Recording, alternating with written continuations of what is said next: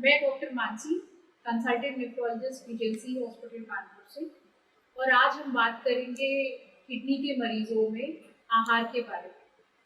तो जैसा कि हम सब जानते हैं कि किडनी के मरीजों में जो आहार की बात होती है तो किडनी के कई प्रकार के मरीज होते हैं। आज हम बेसिकली बात उन लोगों की करेंगे जिनकी किडनी लंबे समय से खराबी में चल रही है, यानी कि जिसे हम आमतौर पर जानते हैं क्रॉनिक किडनी डिजीज के मरीज। क्योंकि किडनी की कई तरह की बीमारियां होती है और सब में आहार अलग अलग तरह का होता है। इस वजह से कभी भी किसी एक बीमारी को लेकर उसको हम जनरलाइज नहीं कर सकते बाकी के मरीजों में। तो आज हम विशेष तौर पर जो बात करेंगे वो बात करेंगे लंबे समय से चल रही किडनी की खराबी के बारे में, यानी कि सीकेडी के मरीजों में आहार के बारे में। तो जैसे ही आहार की बात सामने आती है तो सबसे पहले हमारे दिमाग में आते हैं तरह तरह की परहेज। इसका कारण यही है क्योंकि ज़्यादातर आहार के बारे में जो हमें जानकारी मिलती है वो या तो एक मरीज को दूसरे मरीज से मिलती है, या उसके परिजनों से मिलती है, या फिर आजकल तरह तरह के सोशल प्लेटफॉर्म मीडिया से मिलती है, जिसमें से ज़्यादातर जानकारियाँ सही नहीं होती। और बिना सही जानकारी के अभाव में जो हम परहेज करना शुरू करते हैं वो किसी लाभ के बजाय हमारे लिए बहुत ज़्यादा हानिकारक है। इसी वजह से हमेशा अपने आहार के बारे में अपने विशेषज्ञ से जानें, विशेषज्ञ की मदद से डाइटिशियन से अपना डाइट चार्ट बनवाएं और उसे फॉलो करें, ना कि आसपास से सुनी सुनाई बात। तो आहार के बारे में जानने से पहले ज़रूरी है कि आहार का महत्व क्या है किडनी फेलियर। तो जैसा कि हम सब जानते हैं कि किसी भी लंबी चल रही बीमारी में जो इलाज होता है उसमें हमारा आहार एक मुख्य भूमिका निभाता है। चाहे वो हार्ट की बीमारी समझें, चाहे वो लिवर की बीमारी समझें, और यही इसी तरह से किडनी की बीमारी के लिए भी ये बात लागू है। तो जैसे कि हम सब जानते हैं कि किडनी खराबी का सबसे मुख्य कारण जो सबसे दो मुख्य कारण है वो है शुगर की बीमारी, यानी जिसे हम मधुमेह या डायबिटीज के नाम से जानते हैं, और दूसरा है उच्च रक्तचाप यानी कि हाई ब्लड प्रेशर। जो ये दो बीमारियां हैं ये मुख्य तौर पे हमारी किडनी फेलियर के लिए रिस्पॉन्सिबल है। और ये बात किसी से अनजान नहीं कि इन दोनों बीमारियों का सही इलाज और पहला इलाज है अपने आहार में बदलाव। तो इसीलिए अगर हम अपने शुगर और बीपी को नियंत्रित रखते हैं आहार की मदद से तो किडनी फेलियर होने के चांसेस अपने आप कम हैं। दूसरा महत्व आहार का किडनी फेलियर में तब आता है जब हम बात करते हैं किडनी फेलियर से होने वाले कॉम्प्लिकेशन, यानी कि खून की कमी, हड्डियों का कमजोर होना, बार बार संक्रमण होना, कमजोरी आना, मसल मास कम होना, या फिर जिसे हम अपनी भाषा में प्रोटीन एनर्जी मैलन्यूट्रिशन कहते हैं। किडनी फेलियर में होने वाले ये वाले कॉम्प्लिकेशंस को अच्छे आहार, एक बैलेंस्ड डाइट से बहुत अच्छी तरह से संभाला जा सकता है, और उसके बाद दवाइयों का असर और अच्छा है। इसके अलावा कई शोधों में ये तक पाया गया कि जिन जगहों पर ताज़े फल, ताज़ी सब्जियों का सेवन ज़्यादा होता है और प्रोसेस्ड फूड की मात्रा कम ली जाती है, जिसे हम लोग मेडिटेरेनियन डाइट भी कहते हैं, उन क्षेत्रों में होने वाले किडनी फेलियर या फिर किडनी की बीमारी की जो दर है वो बाकी क्षेत्रों से काफ़ी कम पाई जाती है। तो ये तीन महत्वपूर्ण चीज़ें हैं जो हमें दिमाग में रखते हुए अपने आहार को प्लान करना चाहिए जब हमें किडनी फेलियर के बारे में बताया गया। तो जब आहार की बात आती है तो सबसे पहला सवाल उठता है कि आहार का स्रोत क्या होना चाहिए। जैसे कि हम सब जानते हैं स्रोत या तो एनिमल बेस्ड हो सकता है, यानी कि जानवरों से आने वाला खाना, या फिर प्लांट बेस्ड हो सकता है, यानी कि पेड़ पौधों से आया हुआ खाना। तो किडनी फेलियर के मरीजों में ये खास तौर पे देखा गया है कि जो प्लांट बेस्ड फूड होता है वो अल्कलाइन फूड होता है, यानी कि उसमें एसिड की मात्रा कम होती है, जो कि हमारी किडनी के लिए ज़्यादा बेहतर पाया गया। बल्कि यही चीज़ जब एनिमल फूड यानी जानवरों के स्रोत से आने वाले खाने के बारे में कंपैरिजन होता है तो ये पता चलता है कि क्योंकि वो खाने एसिड की मात्रा में ज़्यादा होते हैं, इस वजह से कई बार किडनी फेलियर यानी किडनी की खराबी जो होती है वो धीरे धीरे करके और तेज़ी से आगे बढ़ सकती है। इस वजह से ये ध्यान रखें कि मुख्य तौर पर अपना जो आहार है उसको प्लांट बेस्ड यानी पेड़ पौधों से आने वाले खाने फिर जोर दें और जितना हो सके जानवरों वाले सोर्स यानी कि मांसाहारी भोजन, दूध, पनीर, अंडा इत्यादि को जितना हो सके कम करके।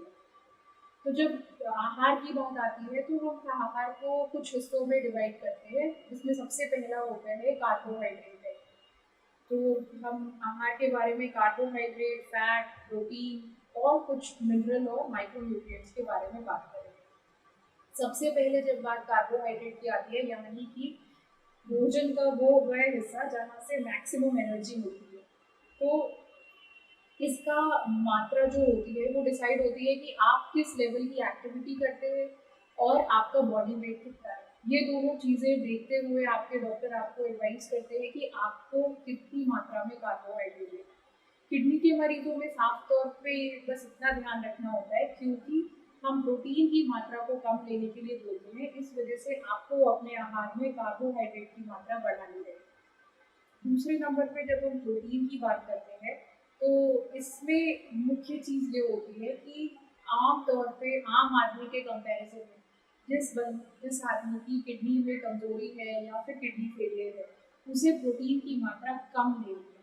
बात गौर करने वाली ये है कि मैंने कम बोला है, नहीं लेने के लिए नहीं बोला, क्योंकि जो मुख्य परहेज जो हम देखते हैं लोग करते हैं वो ये करते हैं कि प्रोटीन की सारे स्रोतों को बंद कर देते हैं, जो कि हमारे शरीर के लिए किसी भी फायदे से ज़्यादा बहुत अधिक नुकसानदायक हो सकता है।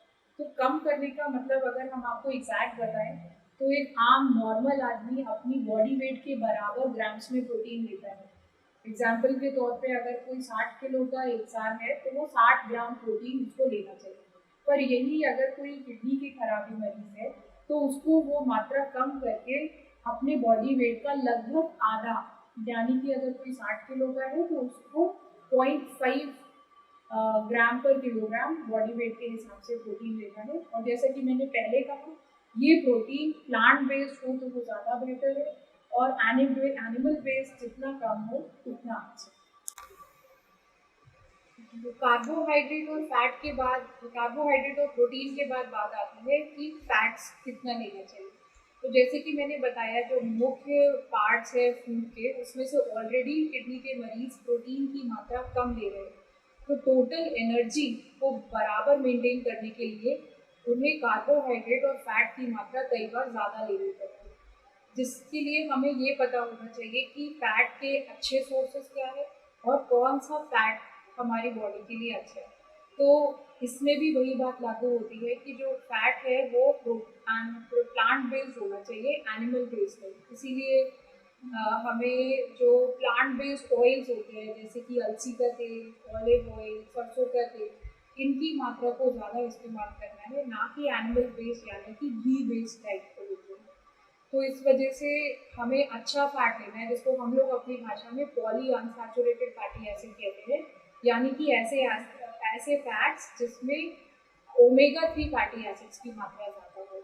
उदाहरण के तौर पे जैसे कि मैंने बताया, अलसी का तेल और ऑलिव ऑयल यानी जैतून का तेल इसके लिए काफ़ी अच्छे मानते हैं। फैट्स के बाद बात आती है माइक्रोन्यूट्रिएंट्स की, जिसमें सबसे मुख्य है हमारी सॉल्ट यानी नमक की मात्रा।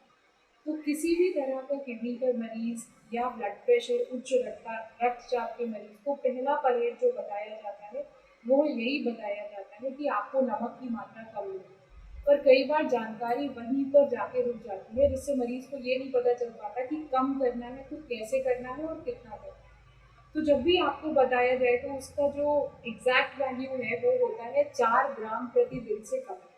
अब इसको कम कैसे करना है, उसका तरीका होता है कि आप जो भी प्रोसेस्ड फूड अपने दिनचर्या में इस्तेमाल करते हैं, यानी कि डब्बा बंद या प्लास्टिक बंद खाना, उसको पूरी तरह से अवॉइड करना है, उसको पूरी तरह से बंद करना है।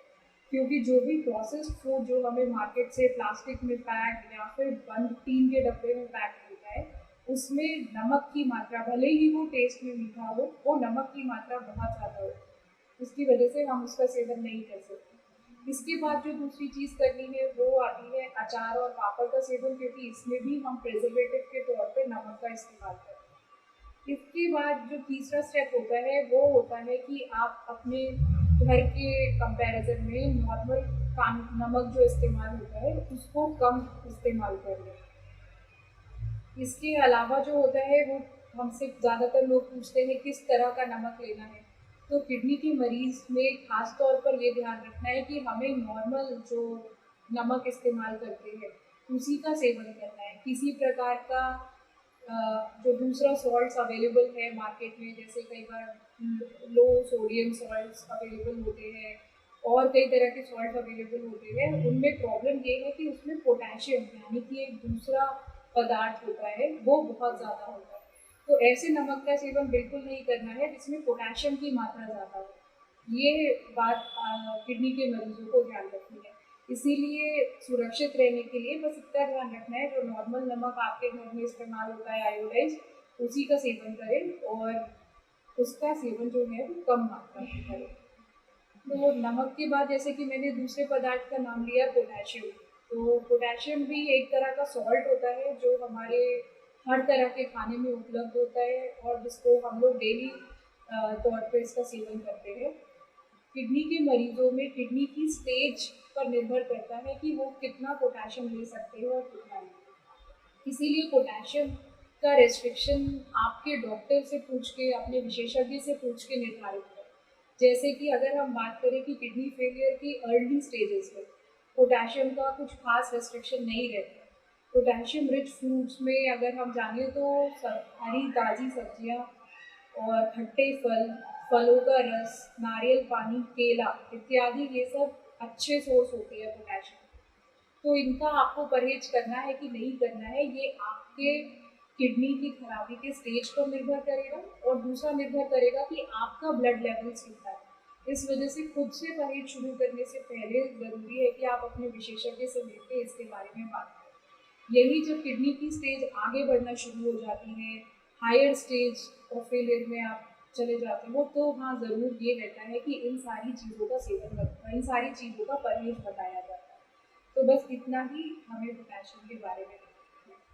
फिर जो अगली बात आती है वो आता है कैल्शियम और फॉस्फोरस का इंटेक। ये भी दो पदार्थ हैं जो हमारे शरीर में, हमारे खाने में प्रचुर मात्रा में पाए जाते हैं और किडनी के मरीजों में इनका एक प्रकार का रेशियो मेंटेन करके रखना होता है। तो जैसा कि मैंने पहले भी बहुत बार बोला कि इसकी एग्जैक्ट मात्रा आपके विशेषज्ञ को डिसाइड करने दें कि आपको कितना लेना है। फॉस्फोरस के लिए जानना यह ज़रूरी है कि ज़्यादातर किडनी के मरीजों में इसका परहेज बताया जाता है, यानी कि फॉस्फोरस रिच सब्सटेंसेस, जो फॉस्फोरस में रिच खाना है, जैसे कि जो भी हाई प्रोटीन डाइट होती है वो सब के सब फॉस्फोरस में रिच होते हैं। दूसरी चीज़ जो फॉस्फोरस में रिच होती है वो फिर से वही जो टीन बंद खाने का पैकेट होता है उसमें फॉस्फोरस बहुत होता है, क्योंकि जो भी प्रोसेस्ड फूड होता है उसमें फॉस्फोरस को प्रिजर्वेटिव की तरह से इस्तेमाल किया जाता है।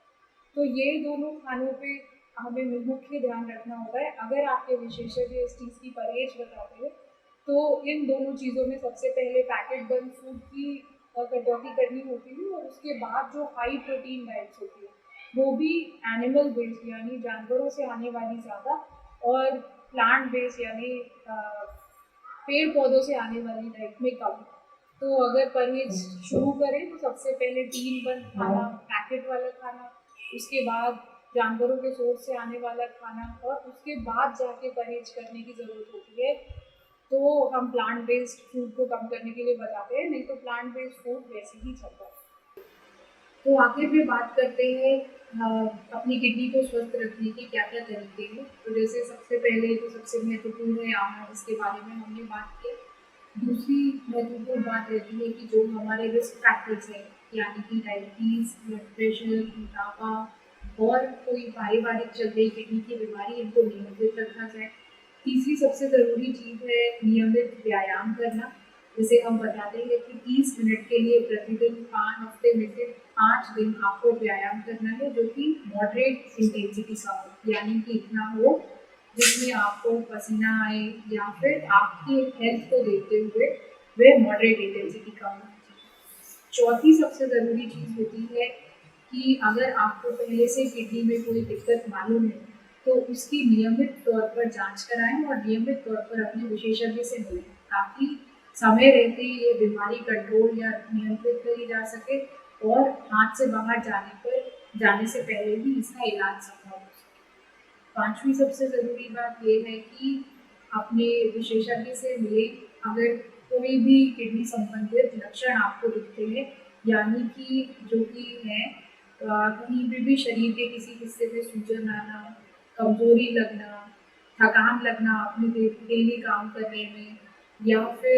आपके पेशाब में जलन रहना, पेशाब के रास्ते झाग निकलना, या फिर पेशाब के रास्ते लाल पेशाब इत्यादि। इनमें से कोई भी लक्षण है तो आप अपने निकटतम विशेषज्ञ को बोलें और अपनी किडनी की जांच कराएं, ताकि समय रहते चीज़ें नियंत्रित हो पाए और हमारी किडनी स्वस्थ हो।